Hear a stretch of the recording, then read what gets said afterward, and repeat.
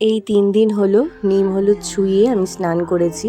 এর মাঝে আর কোনো রকমের ব্লগ শ্যুট আমি করতে পারিনি, কারণ আমার শেষের কদিনে বেশ জ্বর এসেছিল আর খুবই কষ্ট হয়েছিল এই কটা দিন, তাই জন্য আর সেভাবে ব্লগ করা হয়নি। বাট ৯ দিন পরে যখন স্নান করলাম করে খুব ফ্রেশ ফিল হচ্ছিল।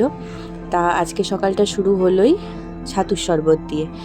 Radhe Radhe, good morning everyone, welcome back to this new video. তোমাদেরকে তো দেখানোই হয়নি, দেখো সেই যে বৃক্ষরোপণের ভিডিওটা আমি তোমাদের সাথে শেয়ার করেছিলাম। প্রত্যেকটা গাছই কিন্তু আমার রাধারমন লালের কৃপায় আর আমার গুরুদেব ভগবানের আশীর্বাদে বেঁচে রয়েছে। আর দেখো অপরাজিতা গাছটা থেকে তো পাতাও বেরিয়েছে নতুন, দেখে ভীষণ আনন্দ হচ্ছিল। আর আমি জানতাম, আমার এই বিশ্বাস ছিল যে প্রভুর নামে যখন বসিয়েছি, রাধারানীর নামে যখন বসিয়েছি, তখন তাদের গুণেই গাছেরা বেঁচে থাকবে।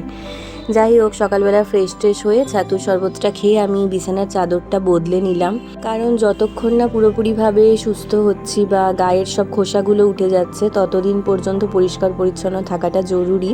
তাই জন্য মা ২-৩ দিন পর পরই চাদর তুলে কেচে দিচ্ছে। আর এখন তো এইগুলোই আমার বেস্ট ফ্রেন্ড। এই গল্পগুচ্ছটা রাজাধিরাজ অর্ডার করে দিয়েছে, কারণ এখন অনেকগুলো দিনই আমার বন্দি জীবন চলবে। তো সেক্ষেত্রে বই তো একটা অপরিহার্য জিনিস আমার মতন মানুষের জন্য। আর এর আগে টুটুল কাকা আমাকে এই শরৎ রচনাবলীগুলো দিয়ে গিয়েছিল। ভাগ্যিস ওই কটা দিনে এই বইগুলো জোগাড় করতে পেরেছিলাম, যার জন্য কিন্তু আমার এই বন্দি জার্নিটা সহজ হয়ে গিয়েছিল। আর এখন তো এই গল্পগুচ্ছ আছে।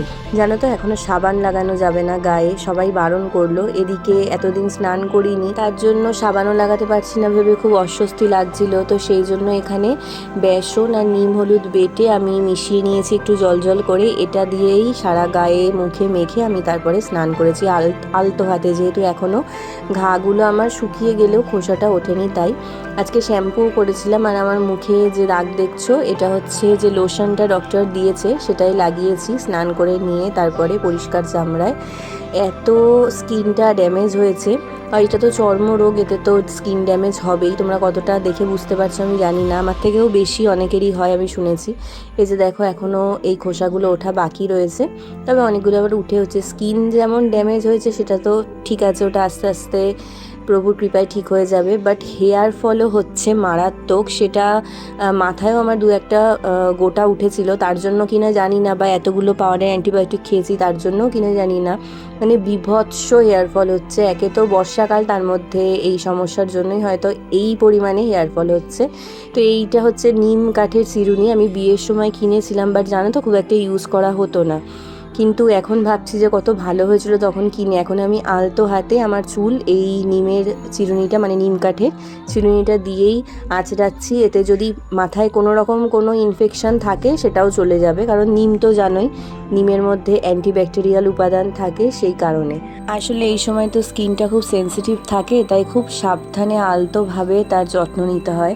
স্কিনটা যে কীরকম ড্যামেজ হয় সেটা তোমরা কতটা ক্যামেরায় দেখে বুঝতে পারছো জানি না, আমি তো বুঝতে পারছি, মানে সাংঘাতিক রকমের স্কিন ড্যামেজ হয়। চুল টুল আছড়ে নিয়ে লোশন যেখানে যেখানে লাগানো বাকি ছিল সব জায়গায় অ্যাপ্লাই করে তারপরে আমি এখানে একটু আমার পূজা পাঠ করে নিলাম। দেন মা আজকে গোপালকে ছানার জিলিপি প্রসাদ দিয়েছিল, তো সেটা খেয়ে তারপরে আমি জল খেয়ে নিলাম। আমাকে খুব বেশি পরিমাণে জল খেতে বলেছে।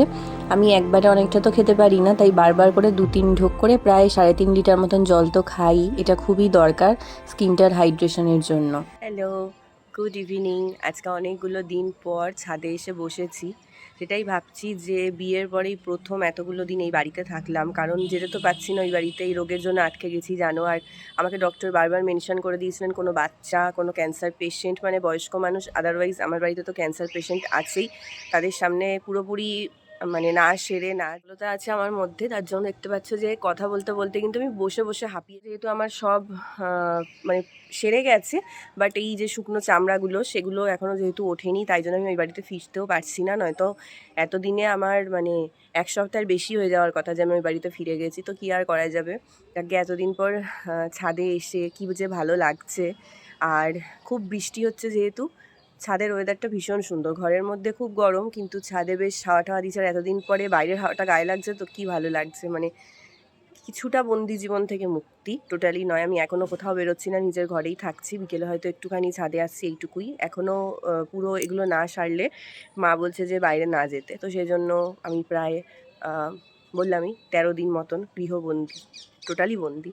তো যাকগে কী ভিডিও করছি জানি না, এই কদিন তো ভিডিও করতেও পারিনি। আজকের এই ভিডিওটা এখানেই এন্ড করছি।